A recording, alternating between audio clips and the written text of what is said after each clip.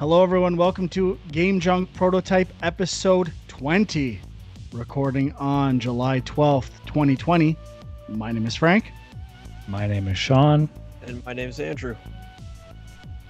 And we held off for a Sunday.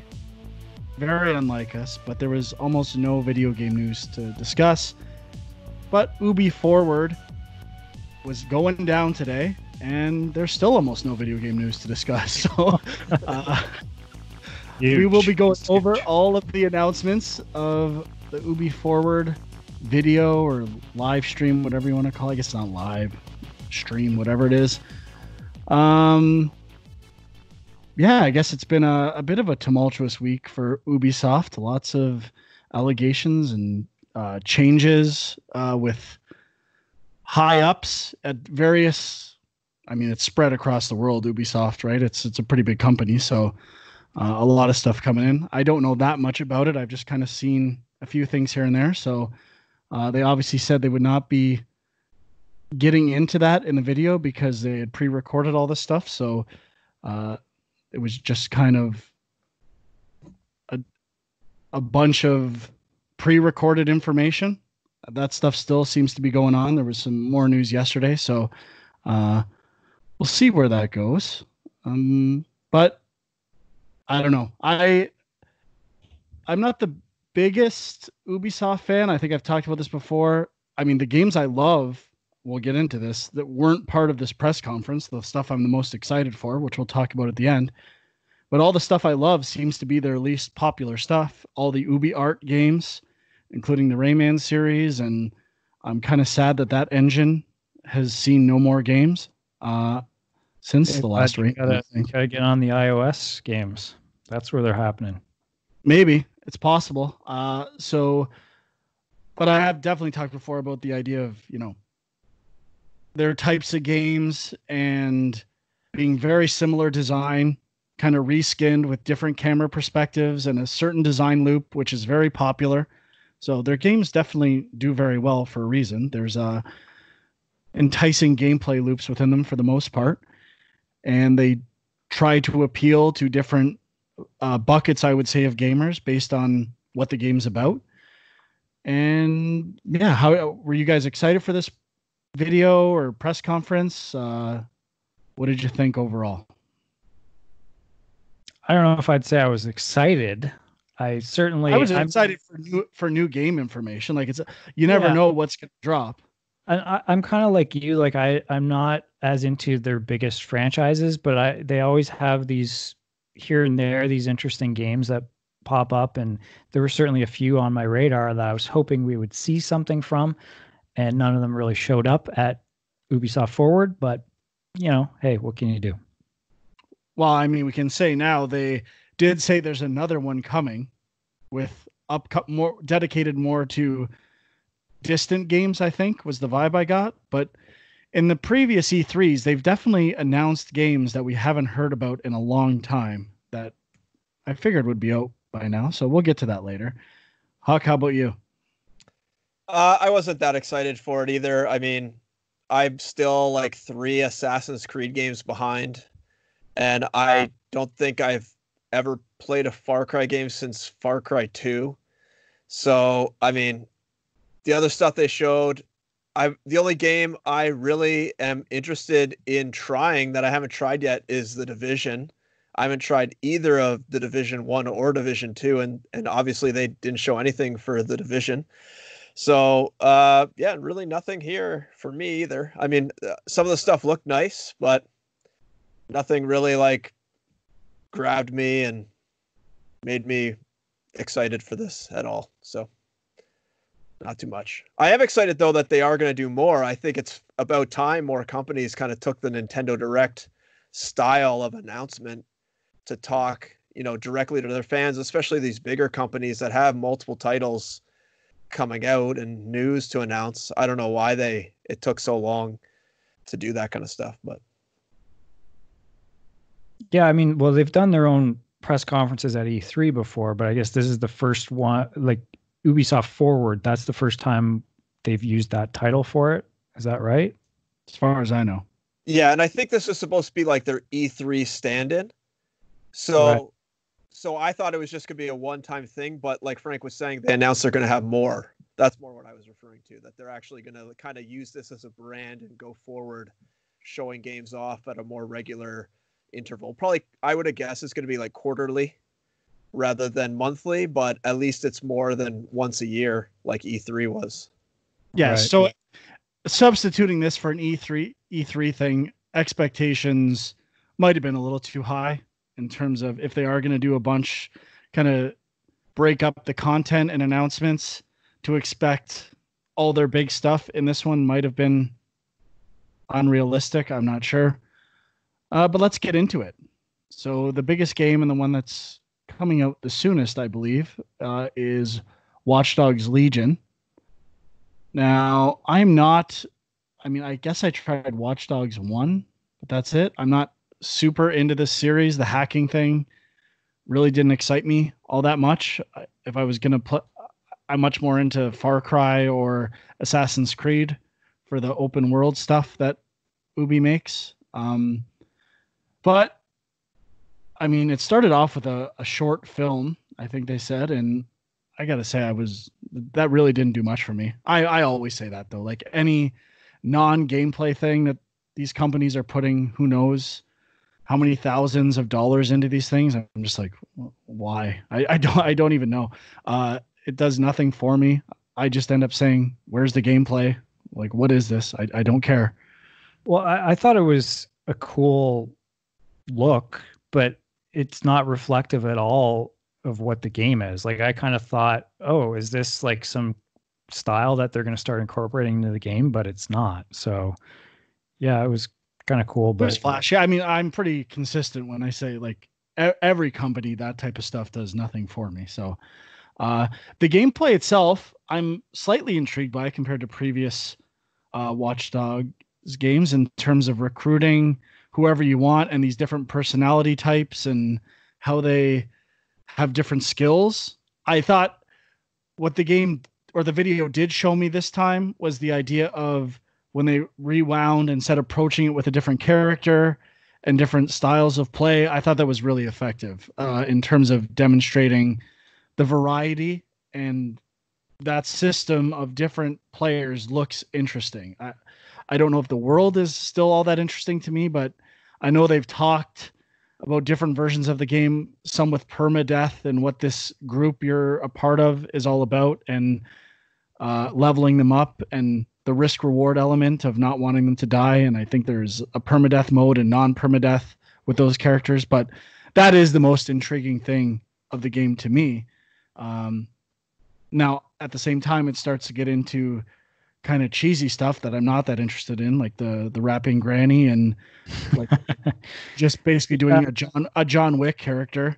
Now, the John Wick character, I thought had the coolest gameplay, like the dodging and all that stuff looked really fun, but I'm just kind of, my eyes roll when I just see another John Wick thing. I wish they would have made it a totally unique character rather than someone who looks just like John Wick. They sure didn't hide that they were basically copying John Wick either. No. I mean, and the level that takes place in is lit like a John Wick movie. I get it. I know it's supposed to be John Wick. Yeah. Well, I mean, it's weird. This series should be a series I love. Played a bit of the first one. I mean, it didn't do that much for me, but I keep thinking I should go back to it. This one, just because it's a little more colorful, a little more goofy, I kind of feel like I might like this one a bit more. But it's a weird series, particularly with the point in time we're at right now, where it's like you're dealing with in real life, there's protests and there's, systems of oppression that are trying to be overthrown. And here's this game that's kind of about this stuff, but it's like they don't have the balls to really make it political. So they're going in like this Saints Row direction where they're kind of trying to make it more cartoony, I think. I thought they were trying to make it a little political. Really? In terms of the police, there's like a police force that's been hired by the government and all that stuff, and conspiracies with that stuff. I mean, that was in the trailer. But even the fact that it's not the actual police, that it's this sort of external organization, that to me felt like, okay, we're like taking, a level of abstraction away from reality here to just some bad guy organization that you can kill at will. Those dirty capitalists. Yeah.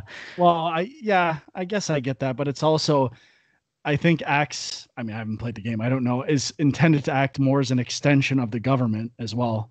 Like a military police, or like the government is doing something with that regard. I don't know. I it's all based on this trailer stuff, so I'm not sure. I wasn't that crazy about the character artwork at all the games that we saw. I thought the world looked pretty good. I liked the animations, and the combat looked the most intriguing out of any of the games that were shown. But I don't know. I'm assuming that they didn't really address whether this is next gen footage or current gen footage that I could see anywhere on the screens. Did anyone follow up or know anything about this? What we were actually looking at? No. No, I'm not sure. I mean, they did say that it's going to be one of these what's the gen? Well, yeah, Like but isn't Smart it delivery? smart delivery? Yeah, it's supposed to be one of those, isn't it? Yes. I can't remember. There was a part where blinking Phil Spencer came in and I think he was introducing Valhalla, saying that was smart delivery. I think he may have preceded or bridged the statement by saying Watch Dogs Legion was the same way, but I don't remember to be. Yeah, I think he did, and he also mentioned that it's going to have ray tracing on the Series X. Oh, okay. Whatever that means. It's probably just reflections or something like that. I don't know what version we were seeing in the videos. I'm assuming a higher level PC or dev kit, but I'm not sure.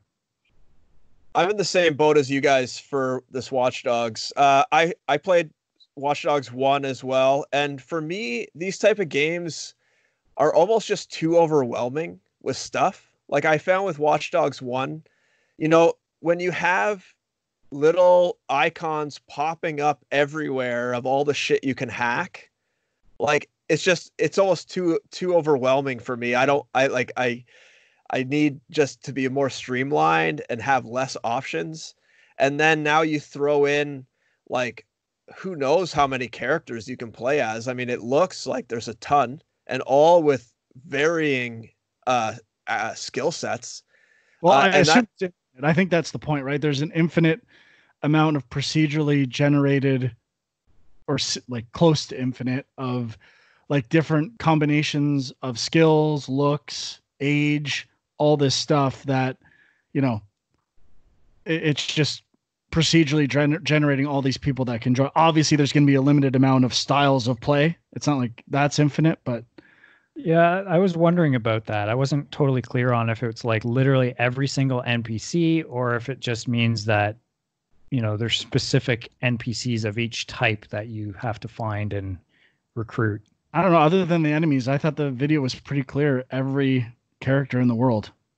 Yeah, I wonder if there's like almost like tiers. So like John Wick, would be like A tier. So you get him, he's got a lot of specialty moves, and then like Grandma is like Z tier, and there's sort of like grades in between of like what they can do and their abilities. And because it talked about leveling up characters. Mm-hmm. So what does leveling up mean in this context? Like, is each one going to have their own skill tree? I would assume so. Or simplified skill tree, yeah. And like I said, like that for me is way too overwhelming. Like managing one skill tree for one main character is plenty for me. And now you're talking about managing it for, I mean, I think a few of the screens they showed had at least 9 characters. So I don't know if there's like a current roster you almost have. Maybe you have like 9 or 15 or something that you can have in your party. And maybe like as you recruit more people, you have to swap people out. So maybe it kind of limits the amount of guys you can have. And like you could swap out your lower leveled guys for guys you find that are higher level or something. I don't know. They weren't really clear on that, but it'll be interesting to see. I mean, for me right now, I don't think I'll have any interest in this game, but I'm sure like the sheer volume will be really, really interesting to a lot of people. And it comes out relatively soon, October 29th, they announced. So I can't remember if they had announced that already or not. I think they might have just said October. I'm not sure. I think it was a specific date, the 20th, I believe. Well, I mean, previously, I think they had only said October, but yeah, not too much else to say on this one, but I'm kind of interested. Okay. What's up? What are you looking at there? No, but to be fair, I wasn't that excited. Next was... I think it was clear. What I was looking up? No, Yeah, you'll find it. Oh. Brawlhalla fans, all the Brawlhalla fans out there getting excited. I didn't even know this was a newbie game, to be perfectly honest. I thought it was like, but I might be confusing it with another indie brawler that I can't remember the name of right now. But I mean, the art style kind of grew on me looking at this, but I'm definitely not that excited for this. I really don't have much to say at all. I don't know if you guys do. Just I guess that it's coming to iOS and Android for crossplay. Yeah, I have nothing really to say about it. It seemed kind of fun, but probably not something I'll check out. Definitely falls into the Just Dance category of announcements, I'd say. So there was no Just Dance this time. Although I would be more excited for there was Just Dance. They talked about 3 new tracks. Really? Was this the pre-show or post-show? Oh, maybe it was the pre-show. Yeah, that's what I thought. Yeah, I didn't watch the pre-show, but I do see Just Dance listed on the page I'm looking at right now, which summarizes everything. So, and I was watching pretty attentively and making notes. Also following in that category, next announcement, Might and Magic: Era of Chaos. This almost seemed more like a commercial to me, like it was an advertisement for the game rather than them announcing anything. Yeah, my needle has not yet moved. I thought they were building up to Gods and Monsters because they mentioned something about a fantasy game or something, and it was not. So don't even tease me with God. I was so excited for that game. Yep. Oh my god. Next was a kind of a surprise, but I have no idea what this game is based on what I saw. Tom Clancy's Elite Squad, which I guess at the end revealed a low poly Sam Fisher from Splinter Cell. Tune shaded. I don't know. It basically looked to me like it's interesting. It looks like a bit like Fortnite. Obviously, I think that's what they're trying to get into. I was going to say Team Fortress 2. That as well, definitely. I don't know what this game is. Did anyone look at its stuff after and know what we're looking at here? Are the other characters Ubisoft property? Like that guy with like the cross on his face if they get out of jail? I don't know who that is. It's all your favorite heroes and villains from the Tom Clancy games, such as Rainbow Six, Ghost Recon, The Division, Splinter Cell. Okay. So I guess it's kind of like an all-star crossover thing. Here's the weird thing. Here's what I was thinking. I was not really paying that much attention to this. It kind of looked a little like Fortnite, but they have their other battle royale thing, which we'll get to. But I was just thinking, Tom Clancy died like a few years ago now, and they're still making things with the name Tom Clancy's. And it just seems strange to me. You know what I mean? Like there's no book that I'm aware of called Elite Squad that he worked on. But it's like they own the name Tom Clancy, so they can put Tom Clancy's in front of anything they want, seemingly. And it's like he had nothing to do with it. Like, why is this? It's still his estate, though. It's still his estate. I get in this case, this particular game, it's from the universe of his other properties, so I guess it kind of makes sense. But it led me down this rabbit hole where I was looking at like they're still releasing books, Tom Clancy books, and it's like. The cover of the book is like Tom Clancy, huge letters, and then it's like written by some other guy. It's so strange. I mean, I obviously franchises continue on after the creator's death, but in this case, the brand is Tom Clancy. So it's very strange to me. So do we know what it is? It's take command of squads in 5v5 battles. Okay. There is a campaign mode, though. Okay. I mean, I literally had no idea what it was from what was shown. That could have been a tactic to have people look it up or go online. I'm not sure. Can't say I'm too excited for that one. Next was just an update for Rainbow Six Siege. And I'm really actually surprised at how popular this game is. I know a lot of people play it.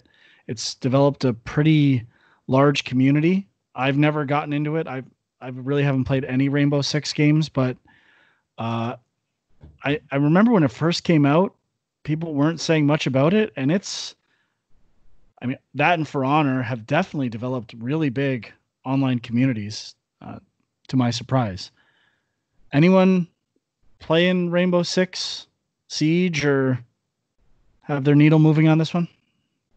No, not really. I mean, I know Rainbow Six as a whole is pretty popular, like some of the other games. I don't know about Siege specifically, but I know that they're very legit esports.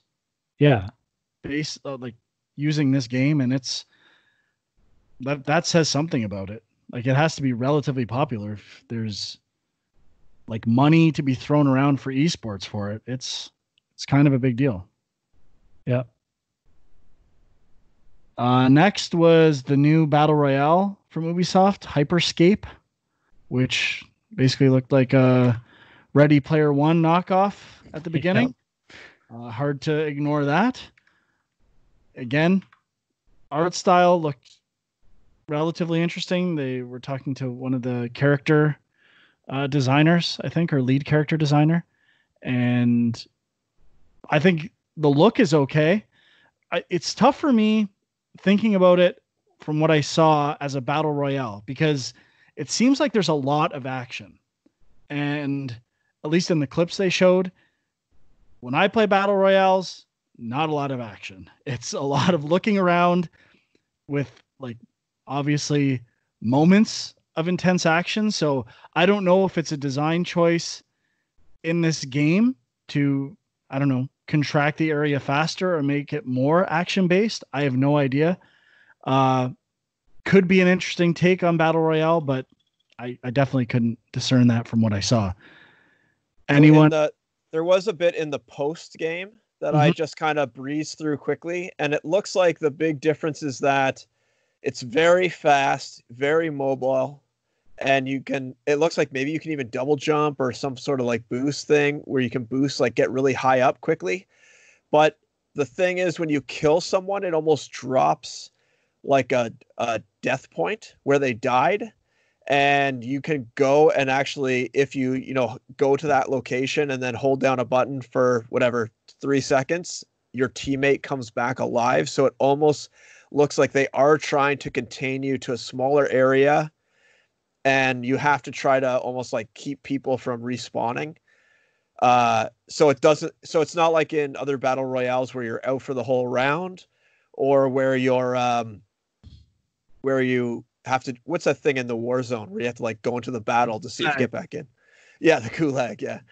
Yeah. So you can't get back in. But this, they said that when you die, you still stay on your team chat and everything, and you can like spectate, so you can tell your teammate where people are.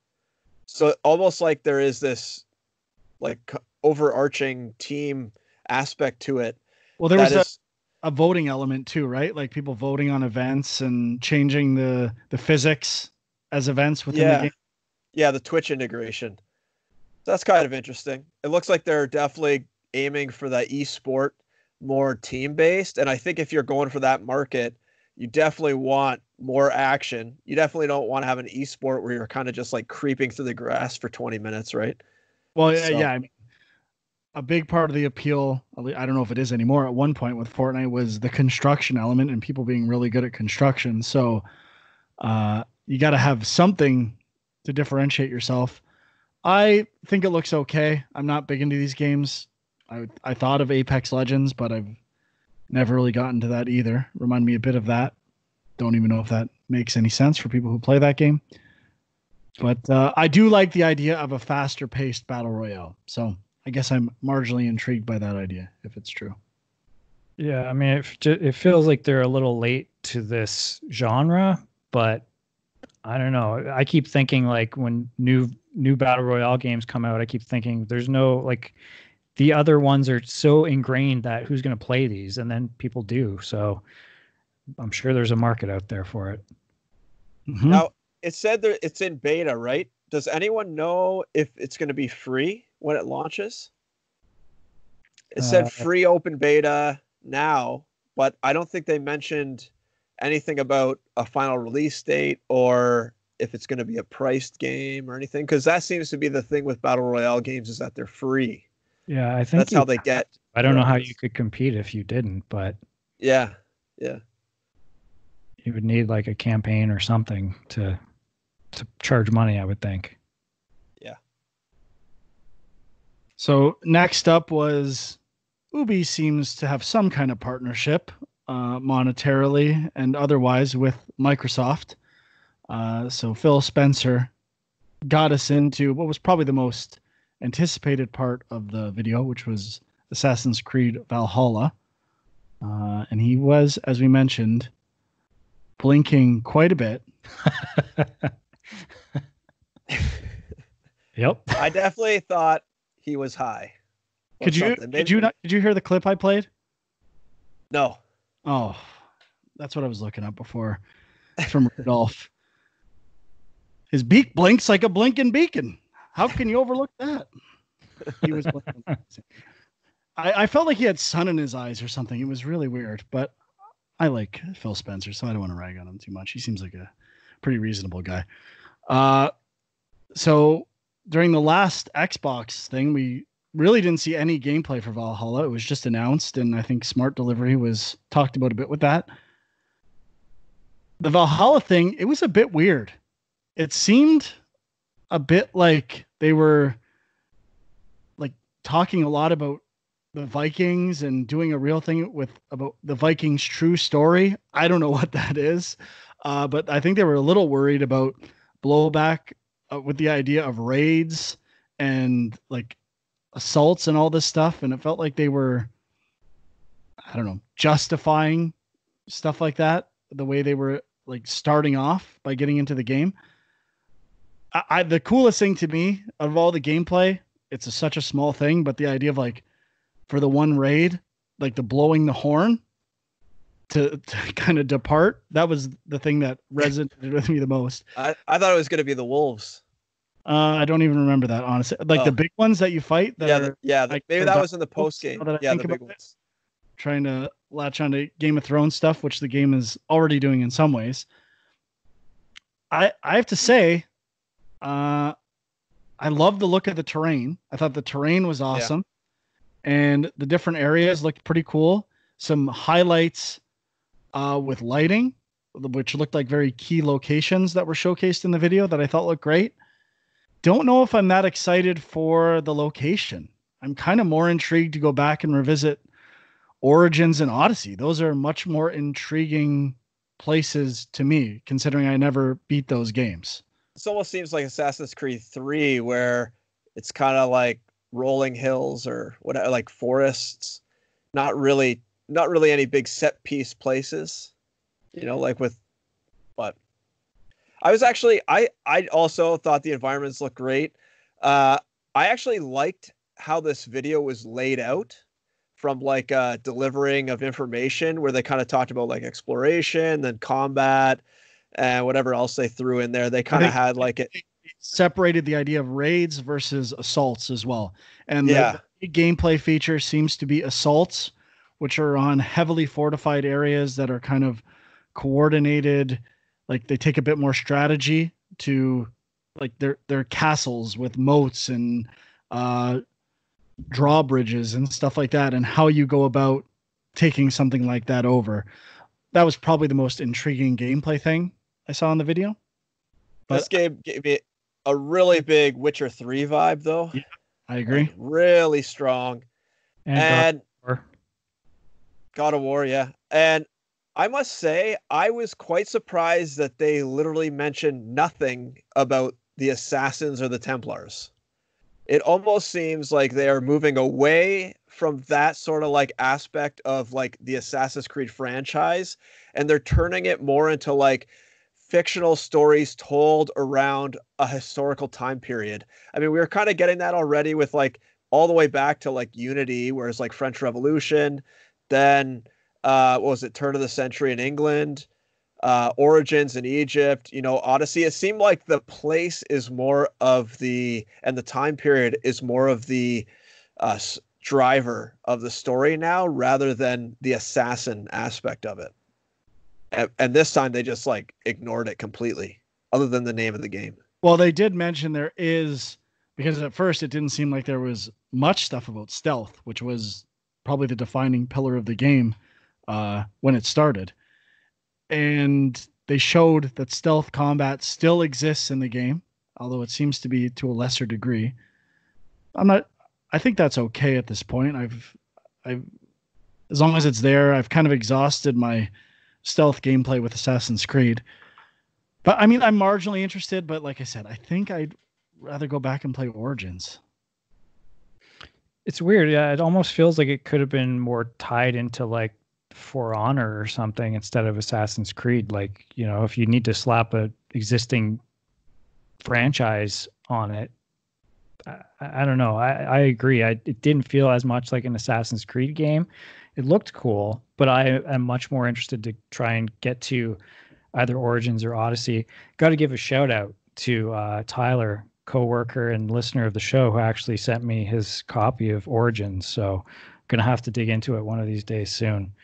But yeah, I mean, I like Vikings, but to me, I feel like cities are more where this franchise shines, and this seemed more out in the wilderness, so to speak. So I like the wilderness aspect, like this, like the England setting is not unappealing to me, just less interesting than other places that they've been recently. And I seem to remember when they did the initial reveal, remember it was like the Photoshop, like building the art image for it, like this live stream that was a day or something like that. And there seemed to be like this dividing line, like on one half of the image, it was like dark and the other side was light. It was like they were, I don't know. I assumed it was like two types of gameplay or some kind of like a dual approach to how you play the game. I don't know why I thought that in my head, but I think it was just the art. There was nothing to that. That was all in my own head. Yeah. I mean, they touched on sort of some seemingly like sort of mystical, magical elements a little bit, but I don't know if that was just... Oh, here it is. I know. The left side was like water stuff, like on the ships, and the right side was like land combat. And so I never watched this live stream. I'm looking at it right now, though. I wonder if it's supposed to represent like where they're coming from and where they're going. So like they're leaving Norway and they're going to England. Could be. I guess when I first saw it, I thought it was more about possibly getting back into some Black Flag stuff with ocean battles and stuff on the water. I guess they showed some of that stuff, like you're on your ship with a crew at some point, but maybe I was expecting more of that.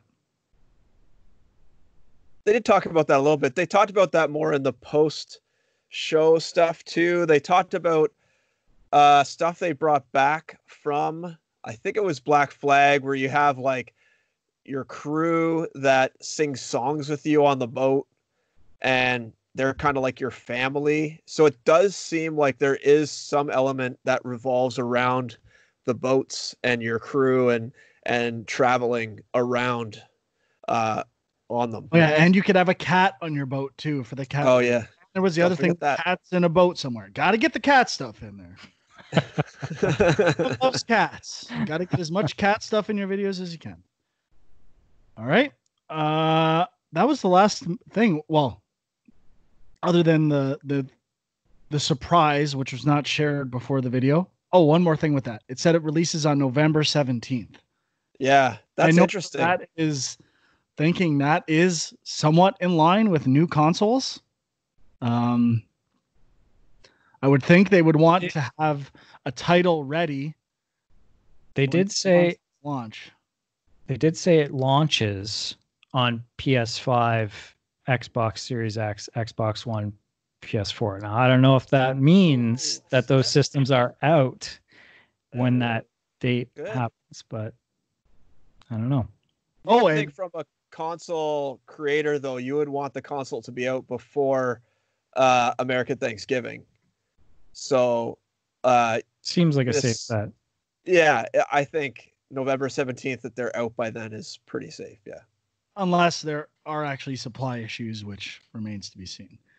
And I know I ordered some toys for my son in early June, and they are shipping from China because I got it from some stupid website, and it was supposed to be delivered July 12th.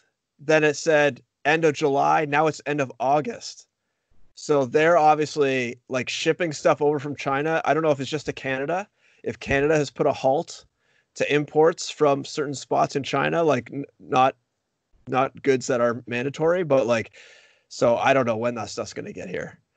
So it could be a thing, but also with the release date, I'm surprised it's so close to Watch Dogs Legion, also another huge game, releasing basically 2 weeks apart. Seems really weird. I mean, obviously they want to get it out for that holiday quarter and the launch of the new systems and everything, but putting them only 2 weeks apart seems really weird that they would put them so close. I don't know. I think they have data detailing kind of what I mentioned before, that they're trying to fill different buckets essentially of worlds, and different people are, drawn towards the hacker versus the Viking stuff, or however you want to classify that. But you're into hackers, you're not into Vikings. I mean, that's just how it is. It's obvious. It's obvious. Pretty different. So I don't know if it's that weird. I don't know how I missed that. Also, I forgot to mention, dual wielding seemed to be the big thing they were touting for the combat. Yes, you can use dual shields, in case you were wondering. Is that like an internet thing that I know nothing about with dual shields? Would never use dual shields. No, thank you. I would consider there better not be a trophy for dual shields. I will never play your game, ever. If I have to beat the game using dual shields for 5 hours, I'm out. Well, you can hit people with shields, man. Well, they showed it. If you can throw your shield like Captain America, that'd be pretty cool. Oh, I bet you can. Just give me Ghost of Tsushima already. I'm sick. 5 more days, please. So finally, the surprise was Far Cry 6. Now, I actually leaked the night before, I think, right? And earlier in the week, I think I saw something. I really haven't been checking video game news all that much about Giancarlo Esposito being tied to an Ubisoft thing. I don't think it was known to be Far Cry, but didn't that come out recently as well? I mean, I only saw that with the leak that happened yesterday. I don't know if that was out previously. Could be. Time is a blur right now. Every day is the weekend. I have no idea what's going on. I will say, I know I say what's the point of the cost of these highly produced videos that are pre-rendered and stuff like that, but the opening trailer sequence, one of the better ones, obviously reminded me of True Detective and big budget TV shows opening credits, but I was going to say almost like a Bond movie too, sort of idea. Yeah. I thought it was good. I don't know if I would have spent the money on it, but it looked great. One of the better ones I've seen. Mm-hmm. Yeah, I guess. I mean, so the Far Cry series, I don't think I've played any except for the first one, but I'm hearing rumors that they think this is a prequel to Far Cry 3. Spoiler. Why would you say that, man? What if that's this? It's a rumor. Could be true. Could not be true. Oh, no. I think I'm putting it all together already. I think you're right. I won't even say it. I won't even ruin it for other people if they're not connected to that. I never beat Far Cry 3. I do know the twist at the end of Far Cry 3, though. So I think there's a twist at the end of that game. Is that the one where you can beat it in like 2 minutes? I think so. You just like wait in the first cabin or something like that? I think so, yeah. I do like Far Cry games. I find I don't beat them, but I played 4 quite a bit. I loved Primal just because it was similar to an open, I guess more like a Red Dead, like outdoors and stuff like that. I find that more interesting than the real people thing in these games. But I don't know. You can say it. Animals. You can say it. Animals. Well, I the hunting aspects and using bow and arrows. It's just more fun to me. I play a lot of other different games for, guns and that type of stuff. Far Cry is not my go-to for that stuff, even though I do like them. I'm not into their stories as much, I guess, is where the appeal falls off for me. But it looks pretty good. Not a lot, no gameplay, just kind of a tease. But it is coming out relatively soon, right? February 2021. So I thought that was interesting. Mm-hmm. So I'm assuming it's just next gen. I don't think they said anything, but I am intrigued to see a game that presumably has been designed for next gen. Obviously, the stuff that they've showed so far is launching on both. So to see what how their tech is progressing and what that game will look like, I think will be interesting. Everyone buy that Ubisoft stock in October before all these games hit. It's going to go through the roof when their quarters come out. Yeah, so I mean, I guess the other thing is just there were definitely some games that were missing. It seemed like they were just focusing on stuff that's coming out in the near future.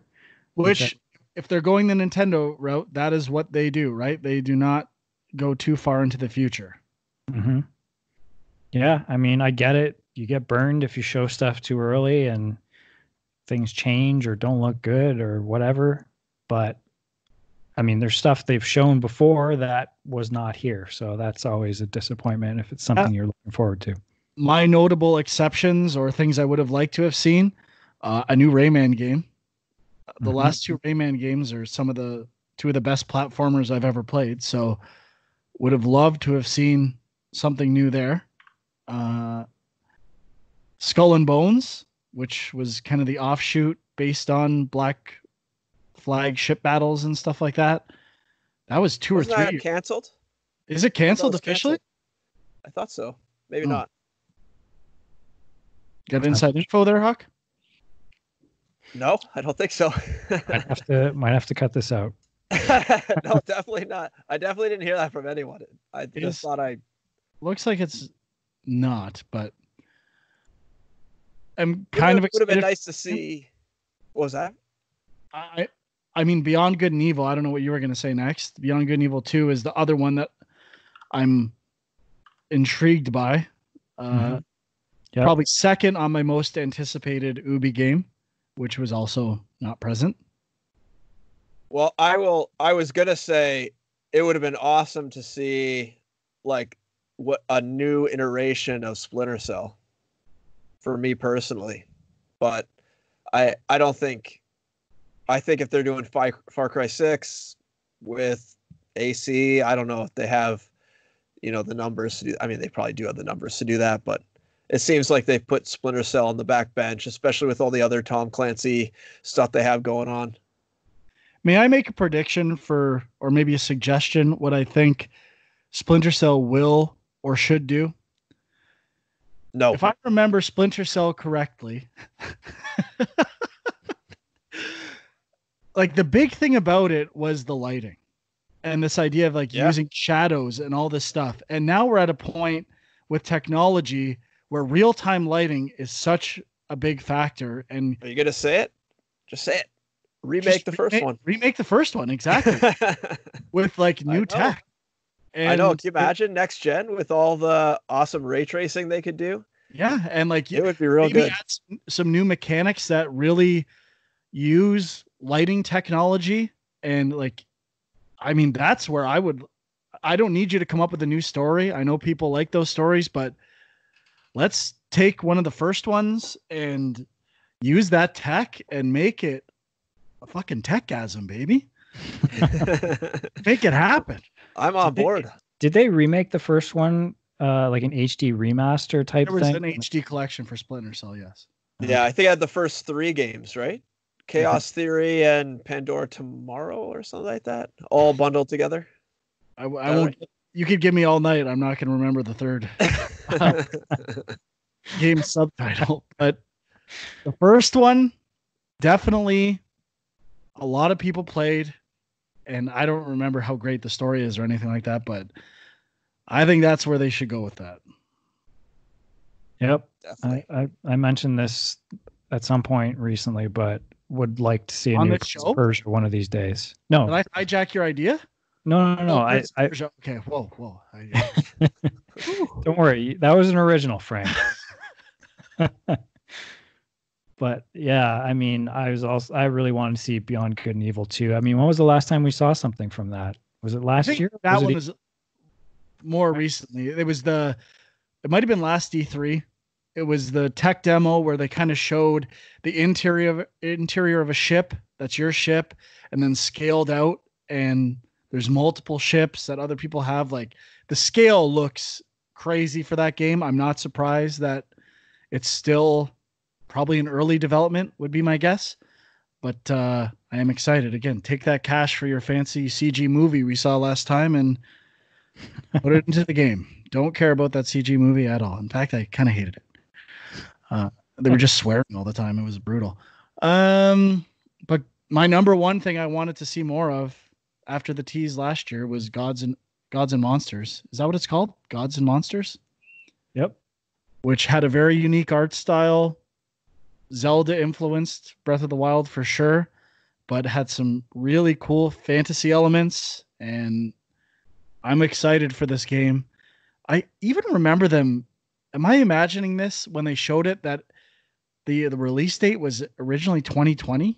Am I imagining this? You might not be. I don't recall. Anyway, I thought it was. I had this weird memory that it was close to release. It does say 2020 according to like just a quick Google search. Yeah, probably on Wikipedia. Slated to release sometime in fall 2020, based on that last stuff. So I don't think that's happening. I hope I'm wrong, but it's listed on the PlayStation Store. Yeah. Release date TBD though. So it was initially intended for this year. We'll see if that happens. I highly doubt it, but man, I'm just looking at like preview clips when I hover over stuff, and you can pre-purchase it on the Epic Game Store, which is surprising. Obviously, it's not canceled. No, it's not canceled for sure. I don't think so. That is the one I was looking forward to. I don't have much else to say about the video. Again, all the stuff I'm excited for was not featured, so it certainly wasn't in my wheelhouse, so to speak, but a little underwhelming. Also, I wouldn't hold your breath for Rayman. I just found an article from April 2019 saying that the UbiArt framework that they were using, the tools were like really difficult to use, and teams didn't really take to it, so it sounds like it's kind of been thrown in the trash. Yeah, I believe I had read something similar at some point as well. I mean, it doesn't have to be an UbiArt game. I think Rayman probably pioneered the art style that UbiArt used in some way, or might have been the test case for a lot of that stuff. So I'm sure they could reimagine it or just adapt it to new engines and change it and use that art style. But I am definitely a little disappointing. Did Rayman Legends not sell very well? I'm not sure. It might not have sold well, but it is amazing. It should have sold well. I mean, that's the problem. Everything I like by Ubisoft is their worst selling games, I would guess. And they're definitely a company that is, well, all companies are, but they seem to really lean into stuff that makes the money, which I don't blame them for necessarily. But I was thinking about this with Ubi and comparing different publishers. Like, I know I'm a Sony fanboy at this point, but I do feel like they take the biggest chances in terms of new ideas and overhauling stuff and not playing it safe. They still play it relatively safe compared to some things, but I think that's why, like, think of Death Stranding, like making that game, which is really different. And I don't know how well it sold, but I think that's why I'm way more, they're the populist auteurs of video game publishing as far as I'm concerned. And Ubisoft is definitely, they play it safe as far as I can see, and they have relatively good games. I think they are trying to make stuff that will be popular, which I don't have a problem with, but I don't think they're taking huge risks. And it's kind of like a Marvel movie, like Marvel movies almost, where they're playing it very safe. People really like them. They make a lot of money. But I don't think you're going to see anything that groundbreaking coming from them. Yeah, that For Honor documentary gets into it a little bit in terms of how few original new games kind of get through the system there. Like, they have pitches, teams will make pitches on a bunch of different games, and maybe one every year will get chosen to develop at least to a prototype stage, and then it may not even continue on. So For Honor was a pretty rare thing at the time. But they do seem to like arrive a little late to the party on some stuff as well. I mean, I kind of commend the idea of Starlink, but it was at the end of Toys to Life and that kind of genre. And even with the stuff I said, like referencing John Wick and where they kind of go with their games, it seems like they're last to the party with their ideas and playing on things that are already really popular rather than deciding what's going to be popular. Yeah. Does that seem fair? It's kind of true. Yep. Now, I still think they're really talented, and I mean, their art is always like intriguing for the most part. So I don't dislike their games. I find when I'm limited to how much stuff I can play more and more, those seem to be the ones that get pushed back. There's always like these weird little things that come out from their smaller studios or smaller teams, and I think of things like Far Cry 3 Blood Dragon and just weird little experiments like that. They pop up from time to time, but just wish there was more of that. I agree. And I mean, obviously the UbiArt games, Child of Light and was it Valiant Hearts? Like all that stuff was awesome. I'm sure they weren't big sellers though, so I get it. Anything else to say about the Ubi video? No, I think that's it. Well, I guess we'll get into it briefly. I think Huck wanted to talk about it, and maybe he was setting up a segue when he talked about it being for pre-sale on the Epic Store. But, the other relatively big news was Sony acquiring a minority stake in Epic this week. Was it 1%? Is that? 1.4% for $250 million, which is a lot of money. And I don't have the number right in front of me, but it was something like in 2012 or something, Tencent bought 40% for $330 million. So you can see in 8 years how much Epic has increased in value. I'm $250 million for the 1.4%. Pardon, what was that? 250 million for the 1.4%. Yeah, 250. So obviously Fortnite, and they've recently purchased like Quixel, Megascan, and I think they've purchased a few other companies like to integrate into the Unreal Engine. Obviously the Unreal Engine 5 demo stuff. So I mean, they're just killing it. I mean, like 1.4% for 250 million. Like that's huge. That's like I think it was like a $17.6 billion valuation for the company at that price. So, I mean that Tim Sweeney's laughing all the way to the bank because I'm sure he still owns the majority of the remaining shares. He'll be buying Popeyes breakfast, lunch, and dinner. He'll be buying Popeyes. Well, that's better. He'll get free lunch and dinner, breakfast, lunch. Good point. It's probably cheaper to do that, or makes much more sense.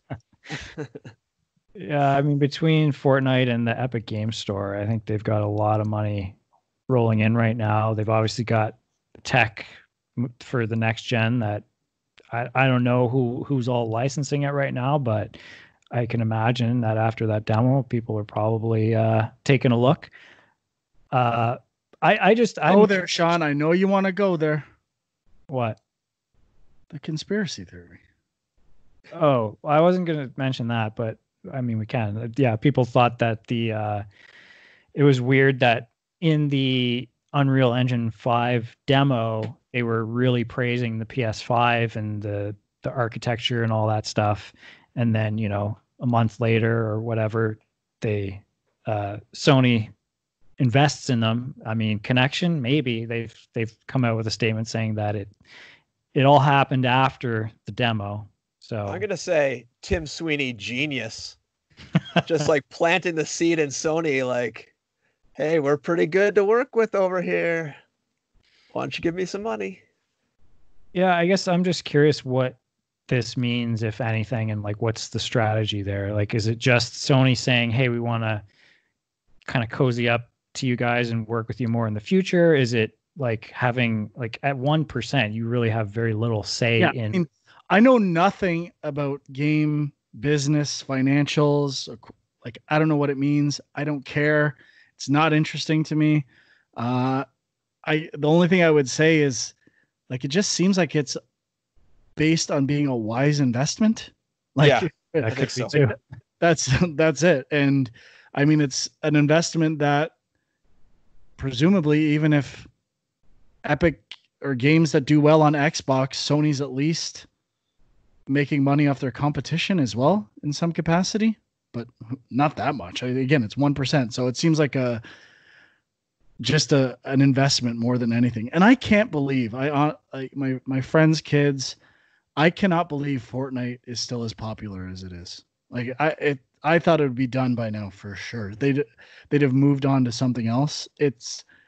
I mean, if anything, I think they will be done with it soon. Like it feels like I've never seen a game that's been this popular for this long. And now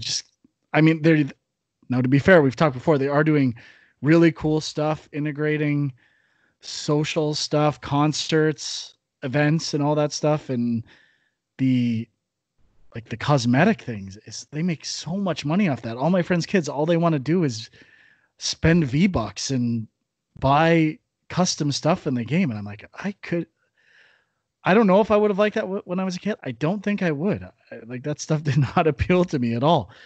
But I don't know. I don't know how much longer that game is going to be popular. Well, kids can't go and see their friends, so they gotta show off their new fashion in the game. That's a huge factor too. Yeah. Well, I mean, with the number of battle royale games coming out, maybe you're right. Maybe there's stiff competition coming up. Maybe Fortnite's days are numbered, but it doesn't seem like it right now. And I mean, the fact that they put out new seasons and kind of switch things up every, half a year or whatever it is, less than that, it's probably like every 3 or 4 months, probably, right? But it's but I mean, eventually these kids are going to grow up and realize the game's not that good, right? Absolutely not. It's kind of inevitable. I mean, why am I hunting around breaking? I play games with guides. Who am I to judge? Come on.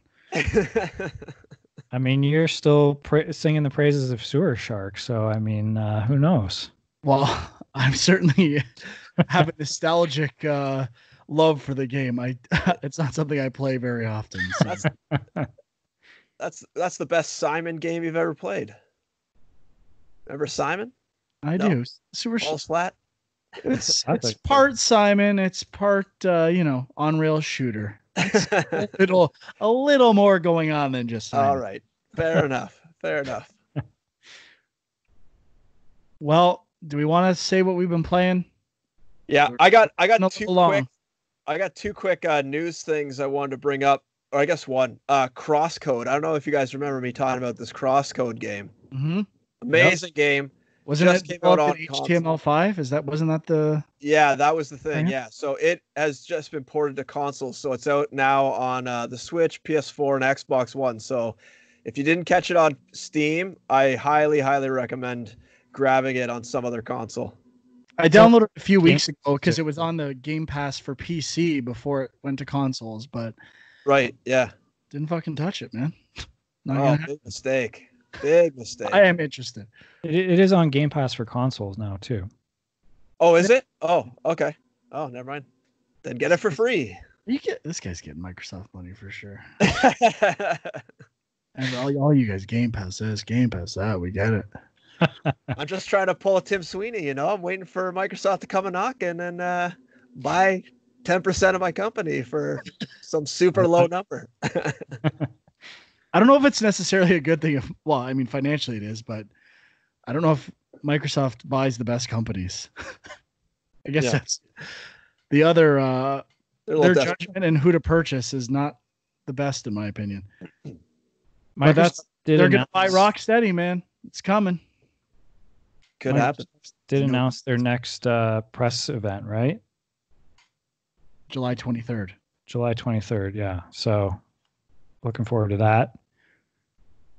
Me too. Did you guys play Super Hot? No. I played a bit of it, yeah. Super Hot announced that they have like I think it's a new game, but if you've already purchased the game, you get it for free coming out, I think on the 16th of July. I don't know. I really like Super Hot. So if anyone has Super Hot on Steam or probably any of the other platforms, be on the lookout for that new, I guess, game or download pack, or I don't know. I didn't really read what exactly it is, but I'm definitely interested in picking it up when that comes out. I picked up Super Hot VR not that long ago, and I just briefly played it, but I was surprised. I thought it was just the original Super Hot, but in VR, but it's not. It's like all new levels. Oh, really? Or at least remixed levels to a certain extent. Huh. So it's kind of new. I didn't realize that. Yep. So I guess, are we talking about stuff we played? Because the only thing I played is Last of Us 2. And I know people want us to talk more about that, hopefully, in the near future. I've got one other thing, too. And one thing that I didn't play. I have not played Iron Man VR yet. I said I would. I have not. Sean, have you played it at all? Did you buy it? I haven't bought it yet. Are you saying anything about Last of Us, or are you holding off still? I guess I'll hold off. I mean, you told me to hold off, so I'll hold off. Don't say a word. But I've actually made some good progress, so I'm feeling like there's a good chance I'll be done in the next week or so. But I got to be honest, this guy is crushing it. He is almost done. He doesn't even know what he's. I'm holding it up. I'm way behind. I feel bad. There's something to say if you're not compelled to play it. I wouldn't say I'm not compelled. I just don't have the time. Yeah, it's tough. I said the next game I was going to play would be Bloodborne, which I did. And I played it for about 4 hours one day. Kind of got back to where I had gotten the previous time playing it. And I was liking it. It's not as good as Sekiro to me. I can't get into it. I just feel like the combat is it's much heavier, probably in between Sekiro and Dark Souls. And I don't know, I just feel like it doesn't have that precision that I've come to love in Sekiro. And the weapons feel too loose, and I don't know. I'm not as into it. It's not scratching that action itch that I couldn't get enough of Sekiro. So I'm abandoning it for now. Not going to have time to finish it for Thursday night at midnight, which is when Ghost of Tsushima is available, and I will be diving in at midnight, hopefully with a trophy guide already available. Now, I don't want to get into this too far, but if the trophy guide says you get like it's open world, you can go get everything as after at any point in the game, there's nothing missable, I would not use a guide. I only use it for Last of Us because I would basically have to go through and replay the whole game looking for all these collectibles and not keeping track of which ones I got last time and which ones I didn't. So it just feels like a waste of time to do that. And after how much Last of Us I've played lately, it would have hindered my experience with that game. Definitely. Yeah, well, so just why Frank's bringing this up, in case you didn't hear over on Film Junk, this kind of came up as a topic of discussion briefly. And I mean, we don't have to get into it too much, but it's interesting to me in the sense that, I mean, I don't know how far ahead you're reading. Like, I use guides if I get stuck on something, and I use guides I have been using with The Last of Us to just sort of see the chapters and kind of get a feel for how far away I am from the end of it. But I feel like if you're following along every step of the way, that you're kind of spoiling some stuff for yourself. No, you don't feel that way, Frank? I mean, I use Power Picks, their trophy guide or collectible guide, not trophy guide necessarily. And nothing was ruined for me. I will say this is probably a good thing too. Perhaps a couple of jump scares were ruined for me. Like that happened in cinematics, which are cool. That's probably the biggest thing that was ruined for me by using a guide.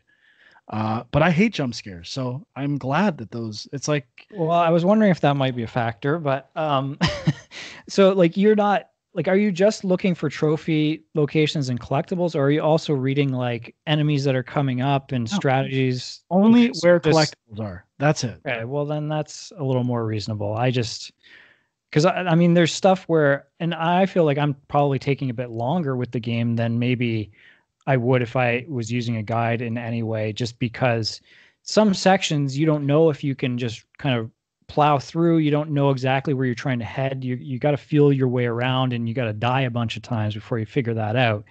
And I feel like if I had a guide, I would just know exactly where to go, and it, I'd probably still die a few times, but it would feel easier. And maybe that's taking away some of the discovery of the game, but I guess it's. I mean, and I already said this, because exploration and scavenging is such a huge part of the game. I'm already looking everywhere anyway, or it's the best I can. So if I just happen to miss one corner or one well hidden thing, I got to play the whole game over again to go get that stuff. No, thank you. Yeah, I know that I've seen people complaining online about that fact, where if a cutscene triggers, even you might even still be in the area, but if a cutscene triggers and you missed a collectible, you're screwed and you can't go back. Yeah, I get that. Absolutely zero regrets about using a guide for that game. Okay, I must say, Final Fantasy VII Remake, they hit it pretty good with the chapter replay, chapter select. Your progress carries over, makes it pretty easy to go back and get stuff you missed, and it's real nice. Totally agree. Last of Us is the worst for going back and getting collectibles, because then if you start a new game plus, that's where your progress is when you do that stuff. Like, it is the worst for going back and getting collectibles, because then you lose wherever it sucks. I'm so happy I used a guide. I've never been happy. Okay. So sick of The Last of Us. And if Last of Us is anything like Uncharted, some of the collectibles are just impossibly hard to find. Yeah, they're pretty challenging. And there's even more stuff you can do. I did it for my second playthrough, but half of a playthrough that I did, they have accessibility features as well, where there's radar modes, so you don't miss anything. I might have been better off just doing that, and not using a guide. But I that was in the guide, but I kind of missed that. But Is that something that unlocks after you beat it, or? No. It's available the whole time. Huh. Didn't know about that. I must say, after you mentioned last show how there's like certain things you can do with the rope to like reach certain areas, I've been really like looking around when I get a rope. Like, oh, I wonder if this is a spot Frank was talking about. Where... But I think it is cool. I think they just didn't set it up well enough design wise to like think outside the box with that rope.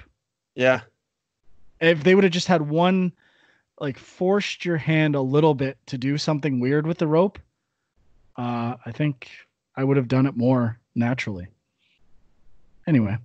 I must say, I had to pull myself away. There was one part where you reach a door that has a 5-punch combination, and I didn't find the code before that, and I almost sat there and like tried every combination. I was like, no, this is not going to be worth it. Whatever's in here, I didn't get walk away. That's a bit more of like a younger generation clue, if I remember correctly. I think the last two numbers are 4-3 for like, isn't like I love you 4-3 or something like that, because it was. I don't know. I didn't was get it the one where it gives you part of the code and then it says you can figure out the last two yourself? If you love me or something like that. And I think. Oh no, this is not the one I'm thinking of. Then the one I'm thinking of was the clue was a punch code one. This one was it's in like the subway tunnel, and the clue I found was like, bring me a soda and I'll tell you the clue. Oh, or yeah. the code to the door. But that was the only thing I found. I didn't find anything else. Oh, you gotta break get glass soda. on the soda machine. It's on the. I did. It was in there? Oh yeah. There's 2 soda machines. Oh, maybe I missed one. I've been breaking tons of glass in this game. Just get a fucking guide, man. See, but I figured that one out on my own, and I was, I must have missed the. But as I said before, that is the biggest improvement with the game. Those kinds of puzzles, and yeah, much better than move to make progress in the level, find a note, backtrack, and unlock a safe. It's all within an area. So much better. I must say, the safe cracking, how you can listen and hear the clicks. I don't know if that was in the first game, but that's pretty cool. I didn't even notice that. Oh yeah, if you go slow enough, when you get the right combo on the input, it'll make a slightly different clicking sound. I've cracked every safe by that almost. Okay, so you're both beyond. We'll wrap this up in a second, but you're both beyond the open area, right? In Seattle. Yep. Where you have a map. Yep. Yeah. And I mean, based on the state of play that they showed, I thought there was going to be a lot of areas like that. There's not. That's the only one. Spoiler. Oh. But did you both get to the optional thing I was talking about? I don't think so. I know there was a couple buildings that are marked. It involves the guitar. You play on the guitar. I've had a few sections where I play on the guitar. Have you played a recognizable pop song from the 80s as a cover on the guitar yet? Are you talking about in the music a building store? I don't think it's in the music store. It might be. It's Take On Me by Aha, like a cover of that. Did you? Oh, I don't recall. And it's optional. I don't think I saw that one. Oh, might want to get a guide out next time. Even though I found that without a guide. Like I did when it's an open area, I did it as much as I could without the guide. And the map's actually really good because it kind of says you found everything in that question mark area on the map and crosses it off. But yeah. Guess you missed a great moment. I think I noticed there was a trophy for visiting everywhere in Seattle. Mm-hmm. Was that just that area? I believe so, yeah. Okay, so then I missed something because I didn't get that trophy. Missed something huge. I guess so. I missed Take On Me. Just a friendly reminder, always use a guide when you're playing a game. You're going to see everything the developers intended and experience it in the best possible way without spoilers. I'm not looking to spoil anything. So I played one more game I could talk about, actually. Oh, shit. Here we go. I played a few hours of a game called Unavowed. Now, it is a traditional sort of point and click adventure game, and it was leaving Game Pass in a couple days, so I decided to give it a look. It's published by Wadget Eye Games, which is basically all they do is publish these sort of point and click adventure games. And I was enjoying it, but I think for me personally, the time of these sort of adventure games is over for me. I don't think I'll play anymore.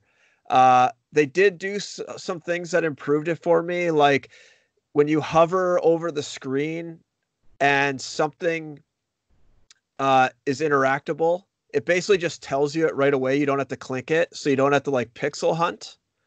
But that is sort of like a double-edged sword, because now there is no real exploration of a scene.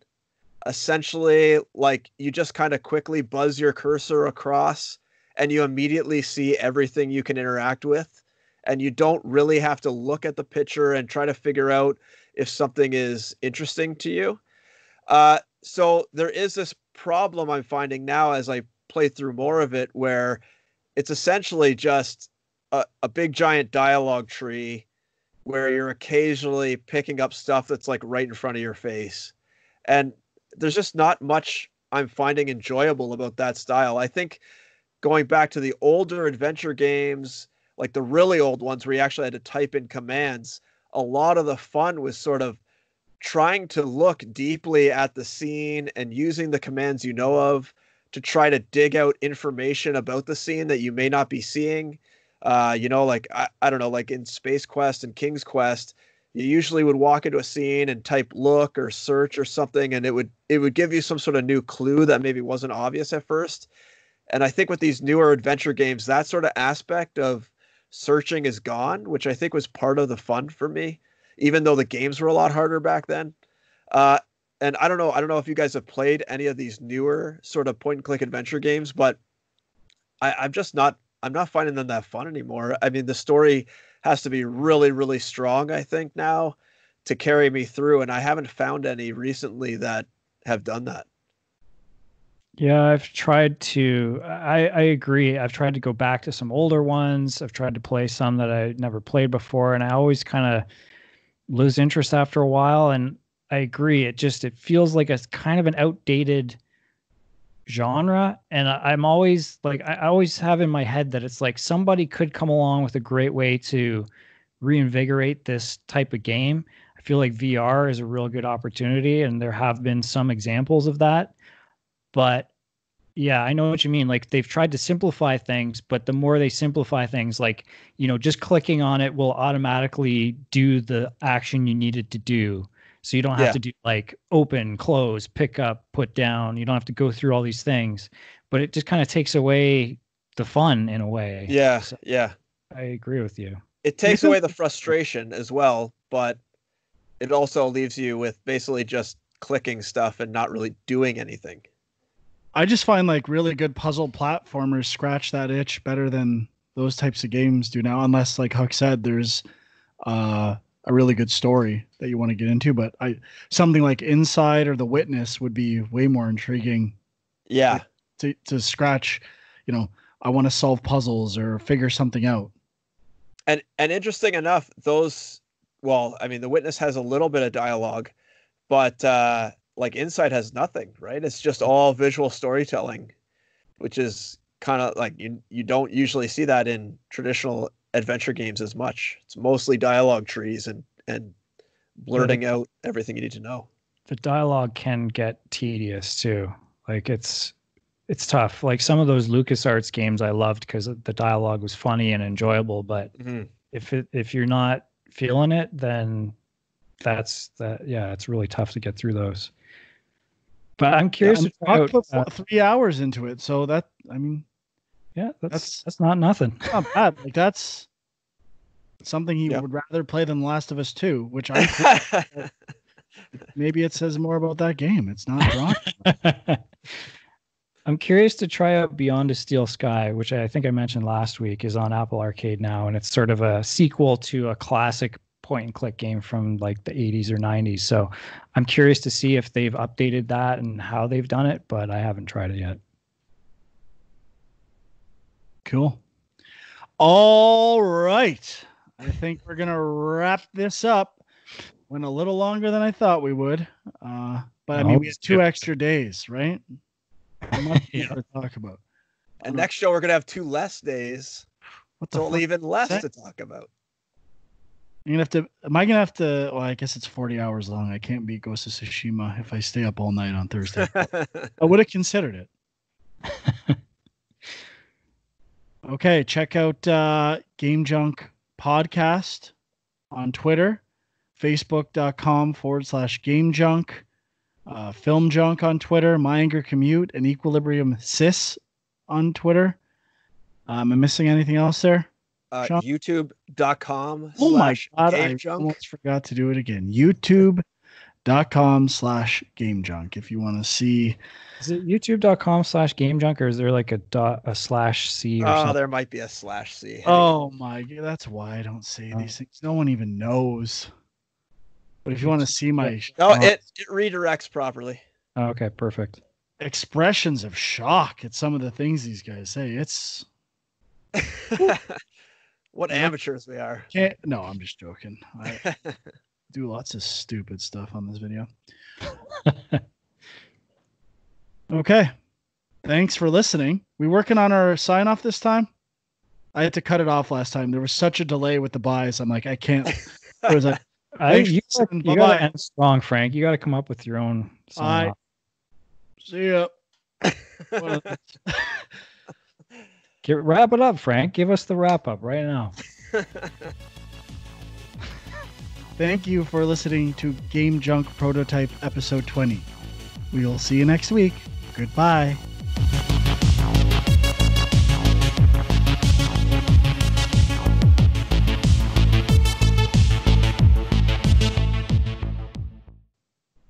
Thanks for listening. No. All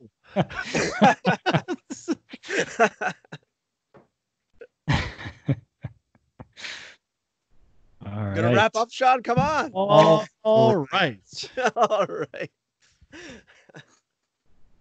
Are we done? Oh yeah, we're done. We're signed off. Okay.